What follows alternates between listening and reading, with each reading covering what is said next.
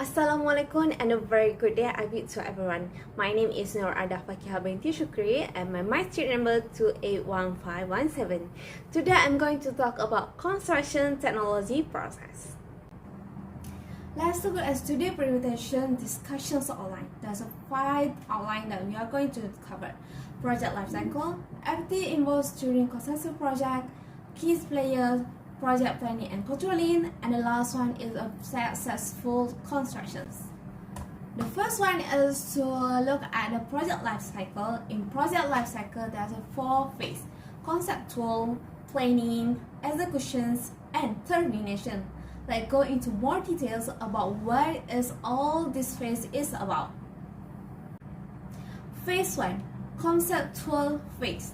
Conceptual phase is the first phase of the project lifecycle in which an idea is primarily evaluated. Primary analysis of risk is the most important part of this phase, which significantly influences the cost, time, and performance requirement as a result. Here are a few more things that you could see as what we could see in the phase 1 conceptual phase. We is to determine whether the project is needed, to establish the goal, to estimate the resources that the organization is willing to commit, because without resources you cannot do any more project. And last one is to make the key personnel appointment. You have to appoint what these key personnel are going to do. Okay. Moving on to the second phase, which is the planning phase. Planning phase is when you break down the larger project into a smaller task. You build your team and prepare a schedule for the completion of the assignment. You have to create a smaller goals within the larger projects, making sure that each of is achievable within the time frame. So when we are when it comes to the planning process, you have to define whether the project organizations approve, and also define the target, and then prepare, just like I said before, prepare the schedule for the executions phase, and then you have to define and allocate the tasks and resources. You already have the key personnel, so you have to define and allocate all these things.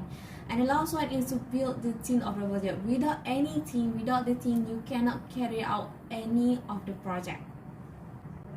Now you are done with the phase 1 and phase 2. We are moving to the phase 3, which is execution phase. Execution phase is where you turn your plan into actions, which is you perform all the project works. The project work will be including about the design, construction, production, site activation, testing, delivery, and etc. The project manager's job is to keep work on the track, organize team member, manage timeline, and to make sure the work is done accordingly to the original plan. So execution part is important too, because it's where you do all the things that you have planned into the action and where you execute the plan. So let's look at the last phase, which is the termination phase. Termination phase also referred to as the closure stage of the project. So it is about the analysis and the assessment. In this phase, the project management and the team will take stock of the project, what went well, what have been improved, and according to the classic project management. So this is a few things also in the termination phase, which is you assist the transfer of the project, because you already done with the product, so you want to transfer the product and everything, and then you have to transfer back the human and non-human resources to the other organization, because you already request for it, so you need to return it back. And the third one is to transfer or complete the commitment. You receive the commitment, whether you transfer it or you just complete it again. And then the fourth one is to terminate the project. And the last one is to reward the personnel. Your personnel already do a very good job in completing the project, so why not reward them? So it will boost their emotion and motivation. So that's the 4 phase we have in the project life cycle, and each of them is very important.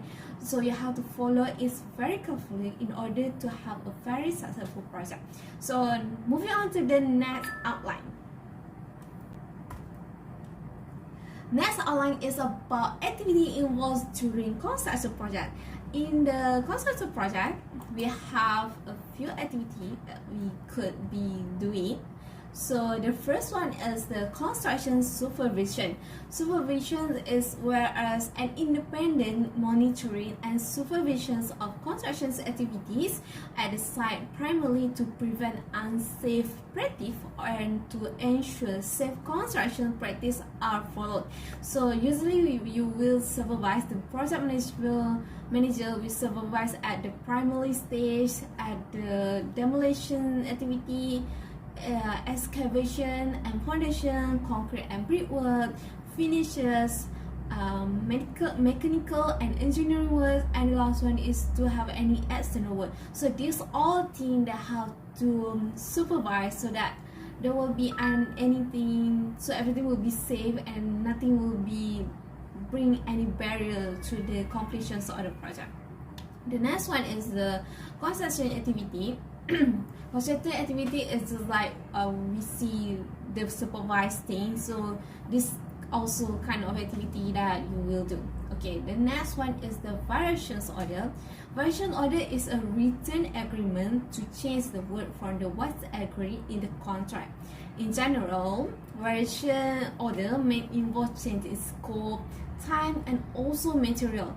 They may be issued for the additional or omissions of work, change in plan, design, schedule, or the scope. So when you are doing the project, there might be some things that you need to do and you need to be a list about. So this is thing that we'll have during the construction project. And the next one is the progress payment. Progress payment is a partial payment made to a business or contractor after the completion of predefined stage of work. For example, a demolition or additional of roof or siding. So when they are done with this demolition, they will pay something, give some payment as a partial before they paid in full. So this installment replaces the other approach, such as single or lump sum payment at the end of the project, or a half upfront, half at the end arrangement. Progress payment could help the company recover a portion of their costs, since they already used the cost from beginning. So when they get this payment earlier, they could cover the cost that they have been using along the project way, thereby maintaining a steady cash flows, because having a very cash flow is very important. So this thing I will cover in the controlling later. So for now, let's look at the activity. And the next one is the certificate of practical completion, CPC. Okay, CPC is issued when the building should have been completed in accordance with the contract requirement, and all the contractual requirements between both parties and have been met. So when you have meet all the requirements, CPC will be issued. Okay, and the last one is the certificates of fitness, CF. So CF is a compulsory certificate issued by a private body as an architect or engineer to a newly built building. So when you want to build a building, you have to have this CF. Okay, remember that. Okay, that's the two things we already covered in our outline. So moving on to the next outline, which is the key personnel, key player. In the key player, you will have these three key players. This very important one is the first one is the owner or employer. So easiest to remember is the employer is the client, the one who financing the project, the initiator or the construction project. So the client could be the public or private sector. And the second one is the designer or estimator. So under designer or estimator, they have architect, planner, civil and construction engineering, mechanical and engineering engineer, and the last one is QS, which is quantity surveyor. So quantity surveyor they will advise on all aspects of construction costs, financial and conceptual administrations, while the M&E engineering will be the one that look over the over mechanical and technical stuff. Okay, and the last one is the constructor. Constructor is a person or a company that build, design or make something very simple and very easy to understand. So the construction will be the one that plan, coordinate the construction activity, and they must complete the project within the established time and budget. So that's about it. So I'm going to move on to the next outline, our next topic, which is about project planning and controlling. Just like I mentioned before, I want to talk about controlling. So before we move to controlling, let's look at the planning. Planning is what we are aiming for and why we aim for that matter. And the controlling is where we monitor and compare the plan objective, requirement, risk, schedule, budget against what is actually being delivered. So let's look more at the planning project planning. So project planning is in the executions of the function, the organization mission, goals, and strategies are being determined. So during the planning, just like the way previous during project life cycle, we already talked about planning. So this is about the project planning, and also correct planning is necessary for tasks and goal to develop as expected. So without proper planning, you are blind to fail. That's for easiest say to say. And then you have to look also at the internal strategy and also kind of request at the external thing. And also this planning also to avoid risks, to track progress, and the last one is to make corrections. Okay, remember about that. So that's about it about project planning. Now we are going to look about the project controlling. So in project controlling, there's a few things in few departments you could look into that you want to control. Just like here, I give 4 departments, 4 main things that you can control. So when you want to control the construction thing, it will be sometimes monitored by the project manager. So project manager will constantly monitor the construction so that they could control any flow of the project, any flow of the construction, so that it's good within the time limit and also within the budget that I have allocated. So and then next thing is the work program. So work program is whereas you want to know whether as planned versus the actual progress is the same. So easily to say and easy to see when you are having a Gantt chart. So having a Gantt chart is very easiest way to monitor and to control the work program. And then when you want to assist and want to control on the IT team, you could use Microsoft Project, Primavera, or Excel. So just using this kind of thing is very good and very easy when you want to control your project construction. And the next one is the cash flow. So I think I have mentioned about cash flow before. So cash flow is very important because you have allocate some budget to do the project. So financial progress is very important so that you do not overestimate the budget that I have given to you. And the last one is the inspections and observation. This is whereas you went to the site, observe, inspect physically about what have been going on at your project. So you cannot just see and receive report from your colleague about what was happening. You have to go there and inspect, see you by yourself what was happening to your project right now. So that's about it about controlling and planning.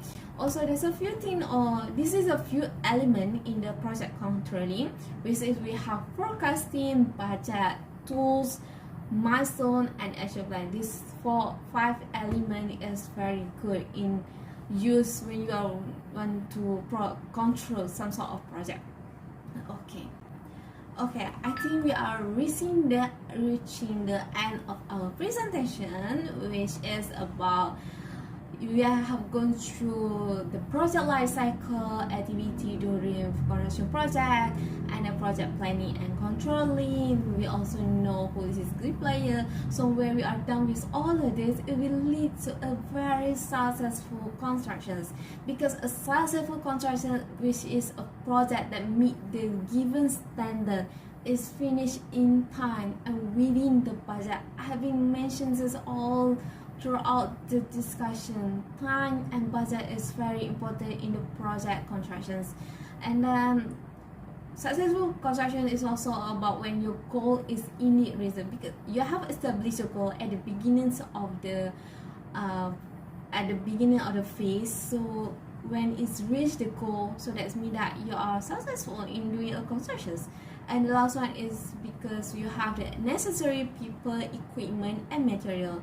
Because without all these three, you won't be able to have a very successful construction. So remember that to have the successful constructions, you have to follow the timeline, you have to follow the milestone, you have to follow the phase.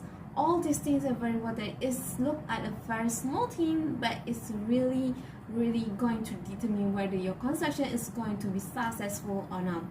I think that's all from me for today. We are talking about construction project process, and till we meet again for our next discussion. Thank you so much for giving me your time and listen to what I was rambling about right now. Thank you so much, and till we meet again. Thank you.